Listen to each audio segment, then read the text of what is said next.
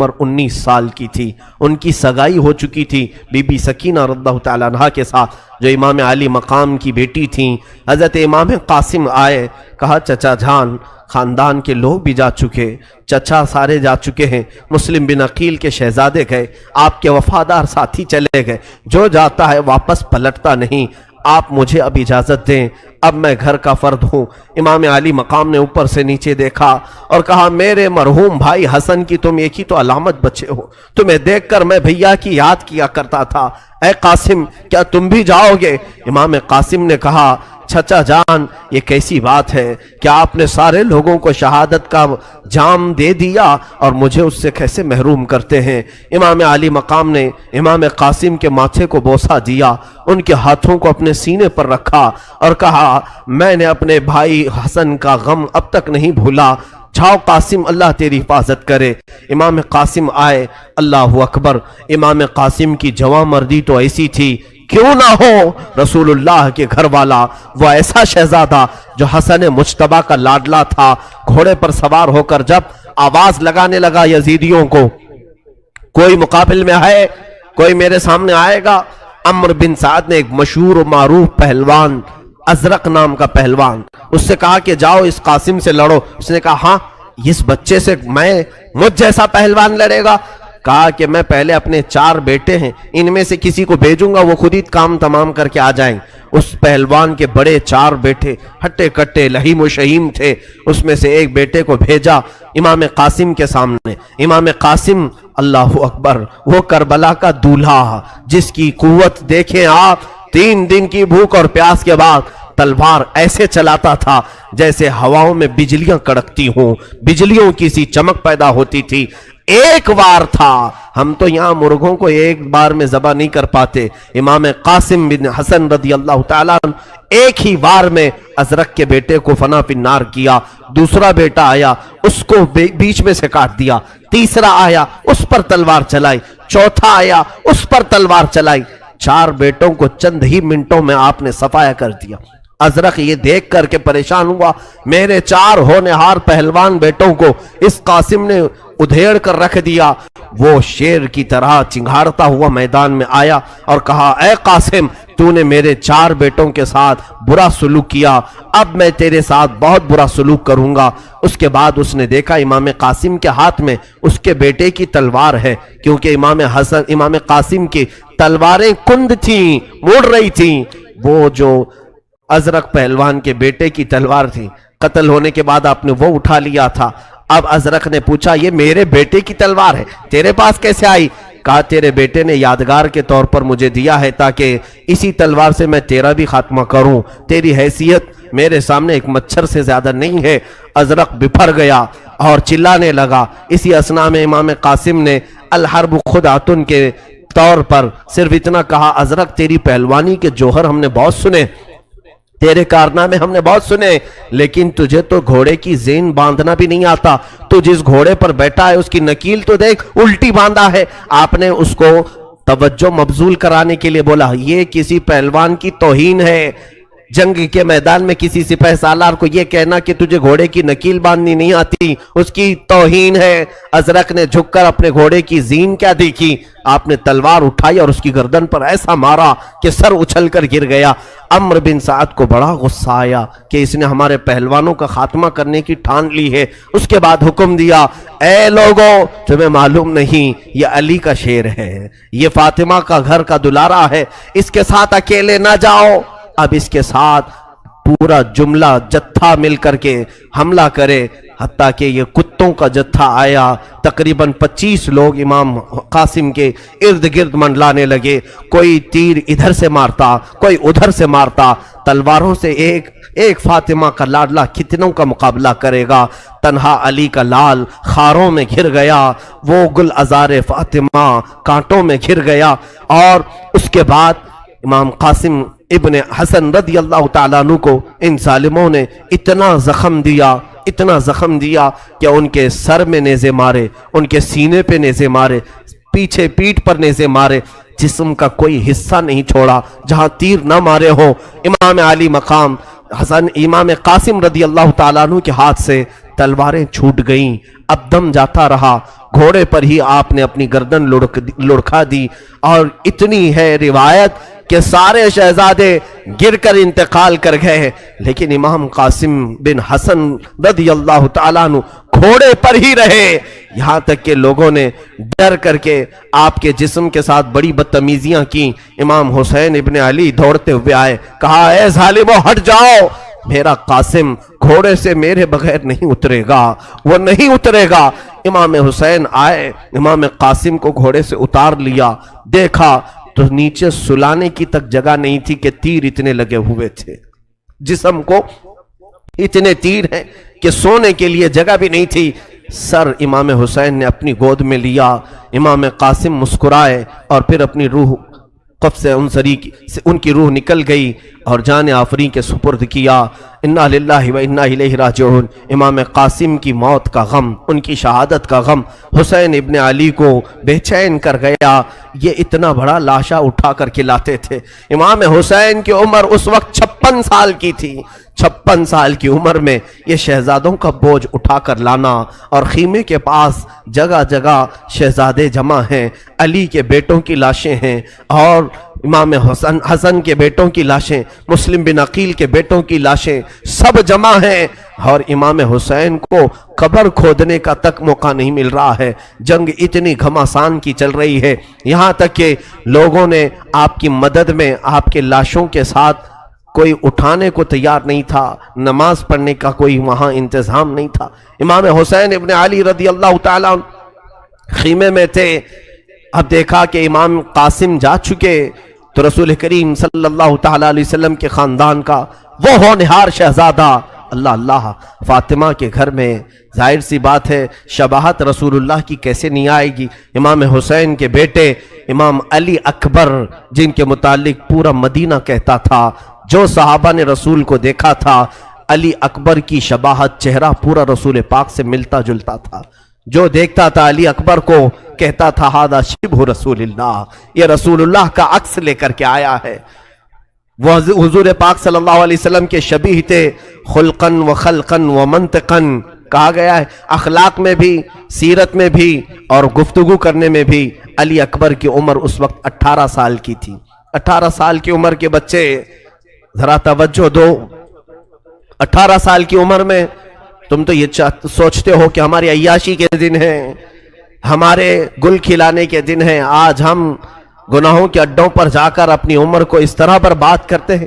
18 سال کے بچوں، جاؤ علی اکبر کے دروازے پر پوچھو، کیا ان کی جوانی نہیں تھی؟ کیا ان کی خواہشات نہیں ہوں گی؟ کیا ان کے گھر میں کوئی کھیلنے کودنے کی چیزیں نہیں ہونی چاہیے تھیں؟ آج تم اپنے والدین سے ضد کر کے اپنے تمام خواہشات پوری کروا لیتے ہو۔ علی اکبر نے زندگی بھر میں کون سی ایسی ضد کی؟ ایک ہی ضد کیا۔ خیمہ حسین میں آئے، کہا بابا جان اب مجھے اجازت دے۔ امام حسین نے کہا بیٹا میں تجھے کیسے اجازت دوں، تو مت جا۔ سارے لوگوں کو امام حسین خود ہی اجازت دے رہے تھے، علی اکبر نے ضد کرنا شروع کیا کہ بابا جان میرے ہوتے ہوئے آپ نہ جائیں، میں اپنے آنکھوں کے سامنے آپ کو کیسے جاتا ہوا دیکھوں، برائے مہربانی آپ مجھے اجازت دیں۔ یہ پہلا شہزادہ ہے جن کو امام حسین نے کہا جاؤ بیویوں سے اجازت لے آؤ، اماں اور پھوپھی سے اجازت لے آؤ۔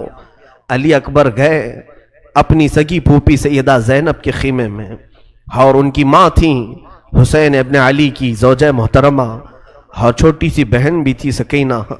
اندر داخل ہوئے خیمے میں، کہا کہ سارے چلے گئے اور میری باری آئی ہے، اور بابا نے کہا ہے کہ تم سے اجازت لے کر کے جاؤ۔ بیویاں کھڑی ہو گئی، کہا علی اکبر ہم پر رحم کرو، ہم عورتوں کی بے بسی کو تو دیکھو، کوئی تو بچ جائے جو ہمیں مدینہ پہنچا سکے، کوئی تو بچے، ہماری بے بسی پر رحم کرو۔ تو ساری عورتیں گھر گئیں، تو علی اکبر نے ساری عورتوں کو اللہ حافظ کہا، اور کہا شاید میری زندگی میں آپ سے اجازت نہ مل سکے، میں رسول کریم صلی اللہ تعالیٰ علیہ وسلم کو حوض کوثر پر دیکھ رہا ہوں، میرے آقا میرے انتظار میں ہے، جب یہاں فرات بند ہو چکا ہے تو جینے کا کیا مطلب، کیا حوض کوثر بھی نہ پیوں؟ تو ان کی ماں نے کہا علی اکبر اللہ حافظ، جاؤ۔ علی اکبر چلے گئے، علی اکبر چلے گئے۔ امام علی مقام نے خود ان کو اپنے ہاتھوں سے گھوڑے پر بٹھایا، ان کے کمر پر پٹا باندھا، امامہ پہنایا، تلوار ہاتھ میں دی، کہا جاؤ بیٹا چلے جاؤ۔ جب وہ بڑھنے لگے، بوڑھا باپ ہے، 56 سال کی عمر ہے، پیچھے سے پکارنے لگے مہلن مہلن، بیٹا تھوڑا آہستہ سے جا، آہستہ جا، تیرا گرنا مجھے پسند نہیں ہے، گھوڑے پر سے تو نہ گر جائے۔ امام علی مقام نے لاڑوں سے پالا تھا اس شہزادے کو، اپنی زندگی کی فصل بہار جب سامنے جا رہی ہو، اور اس وقت باپ اور ماں کی کیفیت کیا ہوتی ہے میرے عزیزوں، یہاں ہم جو غم کر رہے ہیں یہ کچھ نہیں، جو اس مقام پر ہوں گے ان کی کیفیت کو پوچھو، ان کے تو آنسو سوکھ چکے تھے، پانی بہنے کا بھی کوئی طریقہ نہیں رہ گیا تھا۔ حسین ابن علی نے 2 مرتبہ پیچھے بلایا، علی پیچھے آؤ، وہ واپس آتے تو ایک ہی بات امام حسین کہتے کہ بیٹا تم ظالموں میں گھر جانا تو صبر کا دامن مت چھوڑنا، کوئی جملہ تمہارے زبان سے غلط نہ نکلنے پائے، اہل بیت کسی کو گالی نہیں دیتے، تم گالی گلوچ نہیں کرنا، یہ پیغامات امام حسین کے تھے۔ علی اکبر نے سر جھکایا اور اپنے بابا کی اجازت لے کر کے یہ شہزادہ چلا۔ اللہ اللہ یہ آواز دیتے رہے، کوفہ کے وہ شریک لوگوں میں سے، یزیدی لشکریوں میں سے لوگ کہتے ہیں پہلی مرتبہ جب علی اکبر نمودار ہوئے ان کی پیشانی پر اتنا نور تھا کہ ہم دیکھ کر کے دنگ رہ گئے، اتنا حسین و جمیل چہرہ ہم نے کبھی زندگی میں دیکھا ہی نہیں تھا، لیکن ظالموں نے دنیا کی لالچ میں اسی حسین چہرے پر تلواریں اور تیر چلانا شروع کیا۔ علی اکبر اتنی دیر تک لڑتے رہے، بلکہ روایات یہ بتاتی ہیں کربلا کے میدان میں امام حسین کے بعد سب سے زیادہ وقت تک اگر کسی نے مقابلہ کیا ہے تو ان کے بیٹے علی اکبر نے مقابلہ کیا ہے۔